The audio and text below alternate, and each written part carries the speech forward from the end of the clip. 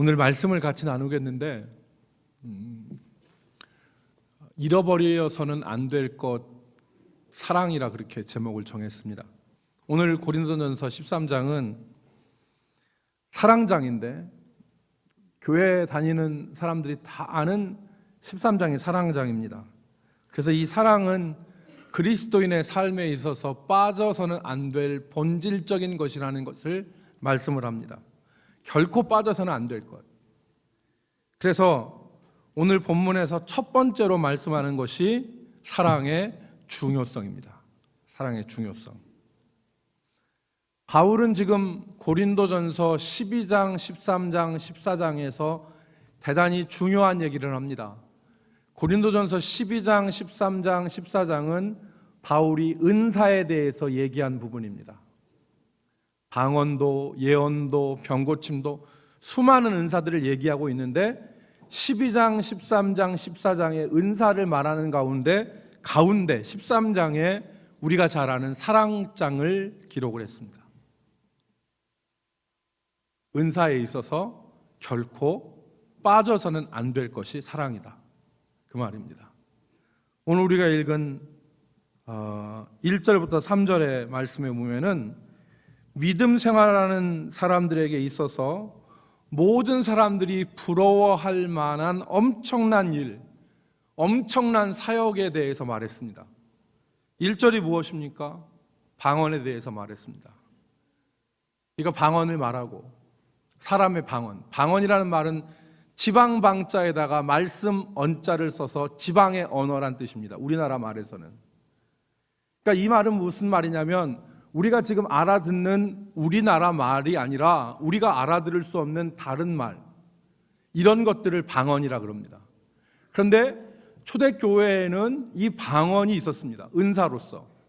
그래서 이 방언하는 것을 사람들은 사모하고 이 방언이 초대교회의 중요한 이슈가 되었는데, 네가 방언을 하고 그리고 심지어는 방언을 넘어서서 천사의 말을 한다 할지라도 그 가운데 사랑이 없으면 아무것도 아니다. 모든 사람이 부러워하는 엄청난 역사이긴 하지만 그 가운데 사랑이 없으면 아무것도 아니다. 두 번째는 무엇을 말했습니까? 역시 엄청난 사역에 대해서 말했습니다. 두 번째는 예언입니다.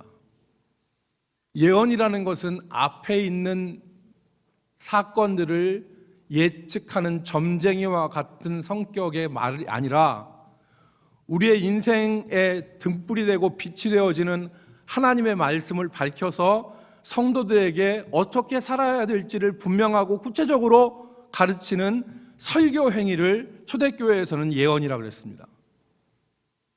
그러니까 이 본문 말씀에 예언하는 능력이 있어 모든 비밀과 모든 지식이 있을지라도, 즉 이 하나님의 말씀을 분명히 밝혀서 거기에 가려져 있는 모든 비밀과 모든 지식을 아는 그런 예언하는 능력이 있을지라도, 그리고 다른 하나를 더했죠.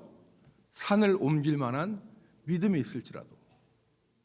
여러분, 우리가 성경을 대하다 보면 믿음은 능력과 관련된 걸 많이 읽을 수 있죠. 역사하는 믿음입니다.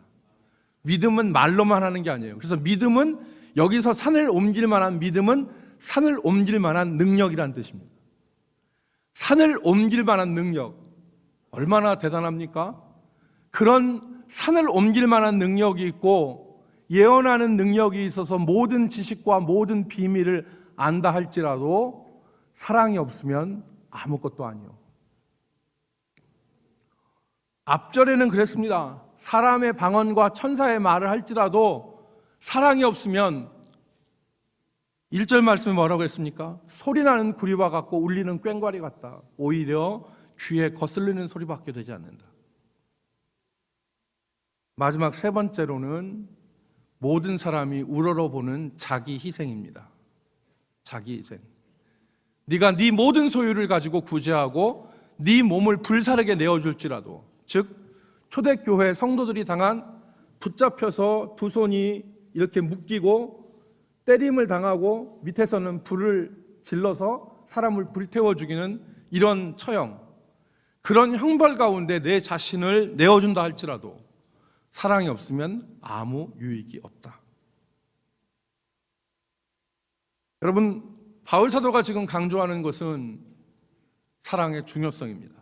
사랑이 없으면 아무것도 아니요, 아무 유익이 없다. 우리의 믿음이 오래되어지고 우리가 신앙생활하는 것이 익숙해지다 보면 우리 마음속에 사랑을 잃어버리기가 쉽습니다. 그러나 오늘 바울 사도는 우리에게 말합니다. 너희의 신앙생활이 아무리 오래되고 너희가 믿은 관록이 있고 네가 한 일이 많다 할지라도 사랑이 없으면 아무것도 아니다.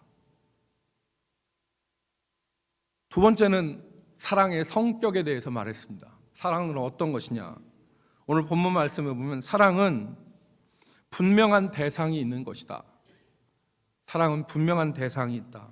추상적인 것이 아니라 분명한 대상을 염두한 것이 바로 사랑이다.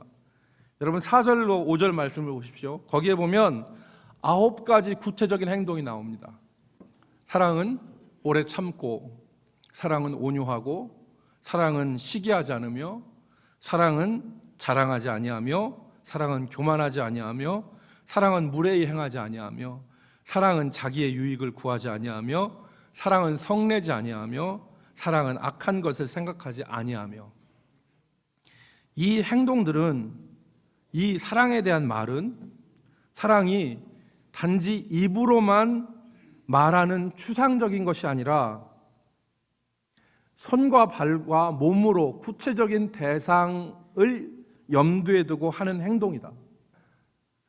정말 성경에서 말하는 사랑은 구체적 대상을 가리키는데 특별히 자기에게 먼 사람이 아니라 자기에게 가까운 사람들에게 이런 사랑의 행동을 하라. 얼굴도 모르는 아프리카에 있는 어떤 불쌍한 소년을 우리가 구제하고 사랑하는 것도 의미 있는 일입니다. 그러나 하나님이 우리에게 명령하시는 것은 얼굴 모르는 저 멀리 있는 아프리카에 있는 소년을 사랑하고 그들을 구제하는 것보다 날마다 내 속 썩이고 나의 기분을 상하게 하고 나를 괴롭게 만드는 내 이웃, 내 가족, 내 형제, 같은 성도들을 하나님은 사랑하라고 우리에게 명령하시는 거예요. 그게 사랑의 명령입니다. 죄송한데 원수 같은 남편, 정말 왼수다. 날마다 속썩이는 자식, 한 번씩 살살 나를 힘들게 만드는 같은 성도, 이들에게 있어서 오래 참고, 이들에게 있어서 온유하고, 이들에게 있어서 무례하게 행하지 않고, 이들을 향하여서 성내지 않는 것, 그것이 사랑이다. 주님이 그렇게 말씀하셨어요. 여러분, 계시록 2장에 보면은 아시아의 7교회가 나옵니다. 그 교회 가운데 대표적으로 1번 타자로 나오는 교회가 에베소 교회 아닙니까? 이 에베소 교회는 바울이 3년 동안 거기에 있으면서 교회를 세우고 그 교회 장로들을 가르쳤습니다. 그리고 바울 이후에 수많은 사람들, 기라성 같은 목회자들이 와서 에베소 교회를 담임을 했어요. 그런데 이 교회가 마지막 주님으로부터 칭찬받은 일도 있지만 책망받은 일이 있습니다. 에베소서 2장 2절에 보니까 뭐라고 기록됐냐면, 내가 내 행위와 수고와 인내를 알고 또 악한 자들을 용납하지 아니한 것과 자칭 사도라 하되 아닌 자들을 시험하여 그의 거짓된 것을 드러낸 것에 대해서 칭찬받았습니다. 그렇지만 주님이 에베소 교회를 향하여서 책망할 것이 있다고 그랬습니다. 그것은 처음 사랑을 잃어버렸던 것이에요. 처음 사랑을. 에베소 교회는 진리 가운데서 무엇이 옳고 무엇이 그르고 무엇이 참 진리이고 무엇이 비진리인가를 싸우면서 그것을 지켜내면서 수많은 투쟁을 했는데 싸우다 보니까 마음속에 사랑을 잃어버린 거예요. 충분히 그럴 수 있죠, 우리 개인들도. 여러분, 신앙생활을 오래 하다 보면 신앙생활을 할 때 지식이 생기고 기호가 생깁니다.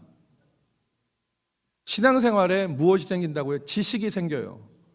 신앙생활하면 무엇이 옳다, 무엇이 그르다 하는 지식이 생기고요. 신앙생활에 기호가 생깁니다. 이건 좋고 이건 싫다. 예를 들어 이런 것이죠. 싫은 거.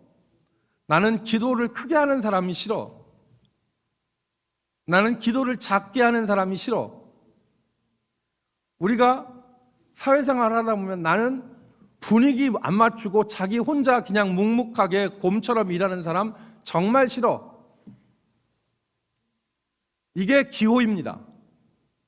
신앙이 오래되다 보면 신앙의 지식도 생기고 신앙의 기호도 생기는데 이 자기가 기호하는 것이 좋아하는 것이 아닌 싫어하는 대상에 대해서 우리는 싸늘한 마음을 가질 수 있어요. 이것은 사랑을 잃어버린 것입니다. 사랑을 잃어버린 것. 그래서 유다서는 1장으로 되어 있죠. 유다서 21장에 보면 유다가 우리에게 권면하는 말씀이 있어요. 하나님의 사랑 안에서 자신을 지키고 영생에 이르도록 우리 주 예수 그리스도의 긍휼을 기다리라. 같이 따라합시다. 하나님의 사랑 안에서 자신을 지키고. 이 사랑이 얼마나 우리가 잃어버리기 쉬운 것이면 하나님의 사랑 안에서 자신을 지키라는 거예요. 이 사랑이라는 것은 그냥 우리 가운데 머무르는 것이 아닙니다. 이 사랑은 간직해야 되고 지켜야 될 것이에요. 그러므로 여러분, 오늘 우리가 읽은 말씀에 보면 사랑하되 어떻게 행해야 되느냐? 첫 번째는 오래 참고 성내지 않고 온유하라고 그랬어요. 사랑은 성내지 않는 것이다. 참는 것이다. 온유한 것이다. 이것이 쉽지 않지만 우리는 노력해야 됩니다. 남편이 부부싸움을 했어요. 아내한테 뭐라고 하냐면 난 당신과 만나서 한 번도 행복한 적이 없어. 남편이 아내한테 퍽 한마디를 했습니다. 나는 당신과 만나서 한 번도 행복한 적이 없어. 팍 한마디를 하니까 아내가 남편한테 얘기합니다. 나도 한 번도 행복한 적이 없어. 여러분 생각해 보세요. 한 번도 행복한 적이 없을까? 그럼 결혼은 총으로 겨눠가지고 협박에 의해서 결혼했나? 이게 규정하는 거잖아요. 규정. 한 번도 행복한 적이 없어. 아무리 분노한다 하더라도 이렇게 성내거나 이렇게 과격한 말들을 하지 말라는 겁니다. 그게 오래 참고 온유하고 성내지 않는 것이죠. 마지막 사랑은 하나님을 기뻐할 때 강화되어진다는 것을 우리는 기억해야 됩니다. 같이 따라할까요? 사랑은 하나님을 기뻐할 때 강화되어진다.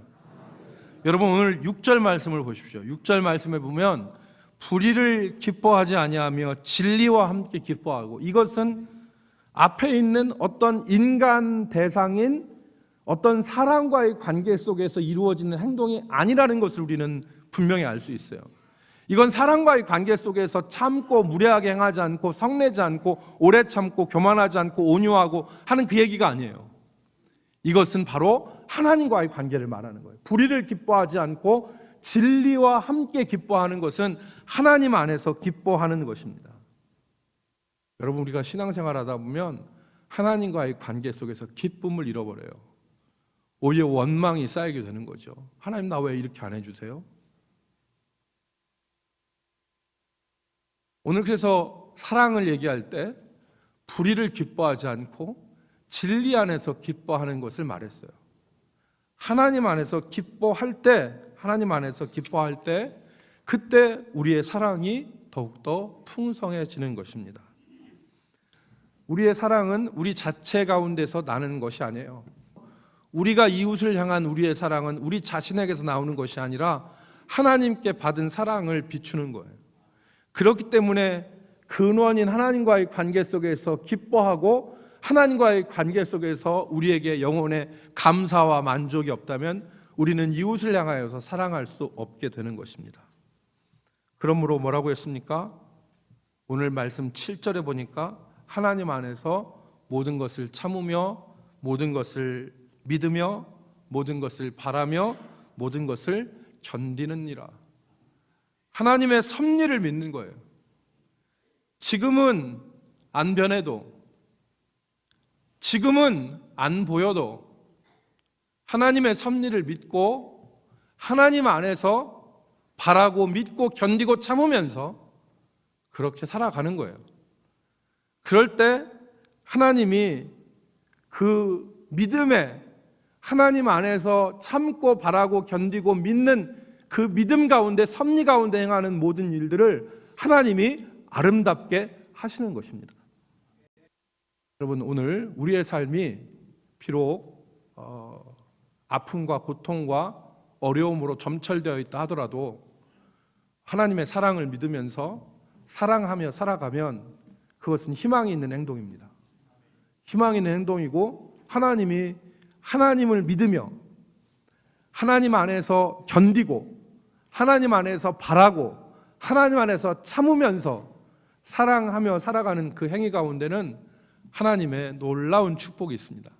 이 축복의 삶이 저와 여러분의 삶이 되기를 주의 이름으로 축복합니다. 기도하겠습니다. 은혜가 풍성하신 하나님, 오늘도 주 앞에 나와서 예배하는 주의 백성들을 기억하시고 복 주셔서 하나님 말씀 가운데서 굳건하게 세워지게 하시고 주신 말씀과 같이 하나님 안에서 기뻐하며 사랑하며 살게 하여 주옵소서. 예수님의 이름으로 기도 올리옵나이다.